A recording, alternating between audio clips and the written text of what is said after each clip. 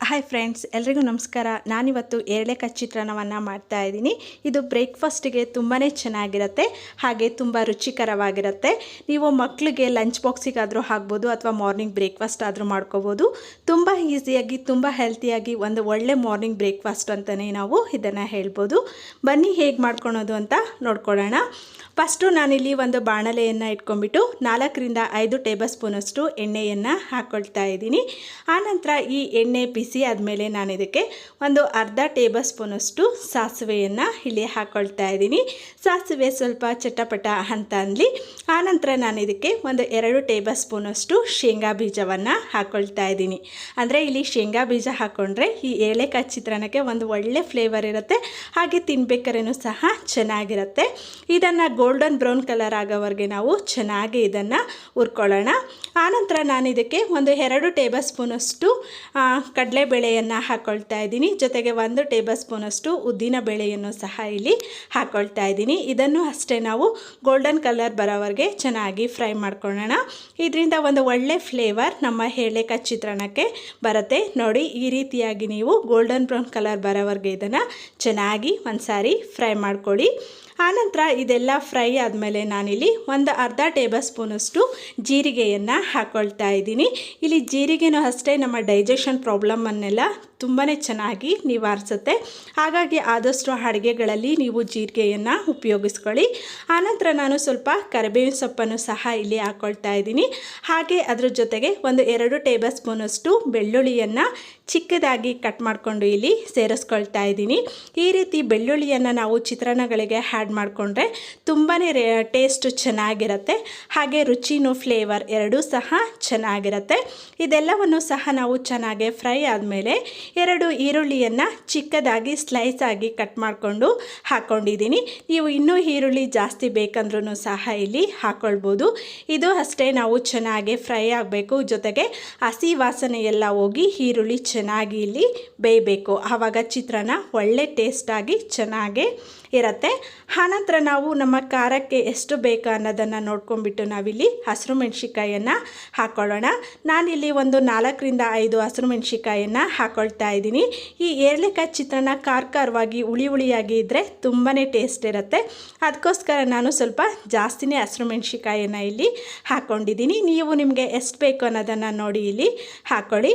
ಇದೆಲ್ಲವನ್ನು ಸಹ ನಾವು ಇಲ್ಲಿ ಫ್ರೈ ಮಾಡಿಕೊಂಡು ಆನಂತರ ನಾನು ಇಲ್ಲಿ ಇದಕ್ಕೆ ಸ್ವಲ್ಪ ಉಪ್ಪನ್ನು ಹಾಕ್ಕೊಳ್ತಾ ಇದ್ದೀನಿ. ಉಪ್ಪನ್ನು ಹಾಕೋದ್ರಿಂದ ಇಲ್ಲಿ ಈರುಳ್ಳಿ ಮತ್ತು ಹಸಿರು ಮೆಣಸಿಕಾಯಿ ಎಲ್ಲ ಸಾಫ್ಟಾಗಿ ಚೆನ್ನಾಗಿ ಬೇಯುತ್ತೆ.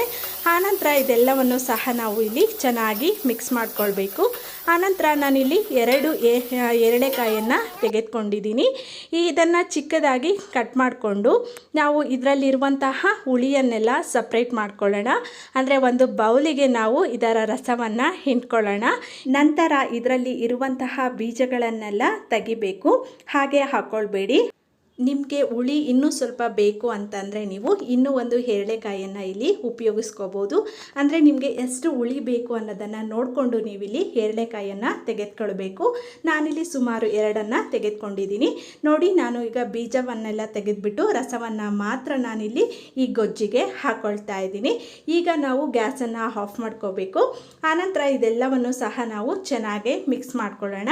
ಇಲ್ಲಿ ಸ್ವಲ್ಪ ಉಪ್ಪು ಖಾರವನ್ನು ಚೆಕ್ ಮಾಡ್ಕೊಳ್ಳಿ. ಉಪ್ಪು ಕಮ್ಮಿ ಆಗಿದ್ದರೆ ನೀವು ಈ ಹಂತದಲ್ಲಿ ಸ್ವಲ್ಪ ಸೇರಿಸ್ಕೊಳ್ಬೋದು. ನಾನು ಸಹ ಇಲ್ಲಿ ಸ್ವಲ್ಪ ಉಪ್ಪು ಕಡಿಮೆ ಆಗಿದೆ ಅಂತ ಹೇಳ್ಬಿಟ್ಟು ಹಾಕ್ಕೊಳ್ತಾ ಇದ್ದೀನಿ. ಈ ಏರಳೆಕಾಯಿ ಚಿತ್ರಾನ್ನಕ್ಕೆ ಉಪ್ಪು ಖಾರ ಹುಳಿ ಎಲ್ಲದೂ ಸಹ ಪರ್ಫೆಕ್ಟ್ ಆಗಿರಬೇಕು. ಆಗ ಮಾತ್ರ ಇದು ತಿನ್ನೋದಕ್ಕೆ ತುಂಬಾ ರುಚಿಯಾಗಿರುತ್ತೆ. ನೋಡಿ, ಈಗ ಇದೆಲ್ಲವನ್ನು ಸಹ ನಾವು ಚೆನ್ನಾಗೇ ಫ್ರೈ ಮಾಡಿಕೊಂಡು ಆನಂತರ ಇದಕ್ಕೆ ರೈಸನ್ನು ನಾನು ಆ್ಯಡ್ ಮಾಡ್ಕೊಳ್ತಾ ಇದ್ದೀನಿ. ನೀವು ಮನೆಯಲ್ಲಿ ಮಾಮೂಲಿಯಾಗಿ ಊಟಕ್ಕೆ ಯಾವ ಅಕ್ಕಿಯನ್ನು ಬಳಸ್ತೀರೋ ಅದರಲ್ಲೇ ಸಹ ನೀವು ಅನ್ನವನ್ನು ಮಾಡಿಕೊಂಡು ಹಾಕ್ಕೊಳ್ಬೋದು. ಆದರೆ ಸ್ವಲ್ಪ ಉದ್ದುರಾಗಿ ಅನ್ನವನ್ನು ಮಾಡ್ಕೊಳ್ಳಿ. ಆವಾಗ ಚಿತ್ರಾನ್ನ ತಿನ್ನೋದಕ್ಕೆ ತುಂಬಾ ಟೇಸ್ಟಿಯಾಗಿರುತ್ತೆ. ನೋಡಿ, ಇವಾಗ ನಾನು ಈ ಗೊಜ್ಜಿನ ಜೊತೆಗೆ ಎಲ್ಲವನ್ನು ಸಹ ಚೆನ್ನಾಗಿ ಮಿಕ್ಸ್ ಮಾಡ್ಕೊಳ್ತಾ ಇದ್ದೀನಿ. ಈ ರೀತಿ ನೀಟಾಗಿ ಅನ್ನ ಮತ್ತು ಗೊಜ್ಜು ಎಲ್ಲವನ್ನು ಮಿಕ್ಸ್ ಮಾಡ್ಕೊಂಡ ನಂತರ ನಾವಿಲ್ಲಿ ಸ್ವಲ್ಪ ಕೊತ್ತಂಬರಿ ಸೊಪ್ಪನ್ನು ಆ್ಯಡ್ ಮಾಡ್ಕೊಳ್ಬೇಕಾಗತ್ತೆ. ಈ ರೀತಿ ಕೊತ್ತಂಬರಿ ಸೊಪ್ಪನ್ನು ಹಾಕ್ಕೊಳ್ಳೋದ್ರಿಂದ ಚಿತ್ರಾನ್ನ ತುಂಬಾ ರುಚಿಯಾಗಿ ತುಂಬಾ ಟೇಸ್ಟಿಯಾಗಿರುತ್ತೆ. ನೋಡಿ, ನಾನು ಈಗ ಇದೆಲ್ಲವನ್ನು ಸಹ ಚೆನ್ನಾಗಿ ಮಿಕ್ಸ್ ಮಾಡ್ಕೊಳ್ತೀನಿ. ಈಗ ನಮ್ಮ ಏರಳೆಕಾಯಿ ಚಿತ್ರಾನ್ನ ರೆಡಿ ಆಗಿದೆ. ತುಂಬಾ ರುಚಿಯಾಗಿರುತ್ತೆ. ಹಾಗೆ ಸಿಂಪಲ್ಲಾಗಿ ಒಂದು 5-10 ನಿಮಿಷಗಳಲ್ಲಿ ನಾವು ಇದನ್ನು ಮಾಡ್ಕೊಳ್ಬೋದು. ನೋಡಿ, ನಾನು ಇಲ್ಲಿ ಸರ್ವ್ ಮಾಡ್ಕೊಂಡಿದ್ದೀನಿ. ಎಷ್ಟು ಚೆನ್ನಾಗಿ ಕಲರ್ಫುಲ್ಲಾಗಿ ಇದೆ ಅಂತ ಹೇಳ್ಬಿಟ್ಟು. ನೀವು ಇದನ್ನು ಪಕೋಡ, ವಡೆ ಅಥವಾ ಇದು ಚಟ್ನಿ ಯಾವುದ್ರ ಜೊತೆನಾದ್ರೂ ಸಹ ಸರ್ವ್ ಮಾಡ್ಬೋದು. ಇಲ್ಲ ಅಂತಂದರೆ ಹಾಗೇನೂ ಸಹ ಡೈರೆಕ್ಟಾಗಿ ನಾವು ತಿನ್ಬೋದು. ತುಂಬಾ ರುಚಿಯಾಗಿರುತ್ತೆ. ಬೆಳಗ್ಗೆ ಮಾರ್ನಿಂಗ್ ಬ್ರೇಕ್ಫಾಸ್ಟಿಗೆ, ಲಂಚ್ ಬಾಕ್ಸಿಗೆ ಎಲ್ಲದಕ್ಕೂ ಸಹ ತುಂಬಾ ಸೂಟ್ ಆಗುತ್ತೆ. ಹಾಗೆ ಈ ಏರಳೆಕಾಯಿ ಹೆಲ್ತಿಗೂ ಸಹ ತುಂಬಾ ಒಳ್ಳೆಯದು. ಹಾಗಾಗಿ ನೀವು ಸಹ ಒಂದ್ಸಲಿ ಟ್ರೈ ಮಾಡಿ. ಹಾಗೆ ನನ್ನ ಚಾನಲ್ಗೆ ಸಬ್ಸ್ಕ್ರೈಬ್ ಮಾಡೋದನ್ನು ಮರಿಬೇಡಿ. ಲೈಕ್ ಮತ್ತು ಶೇರ್ ಮಾಡಿ. Thank you for watching.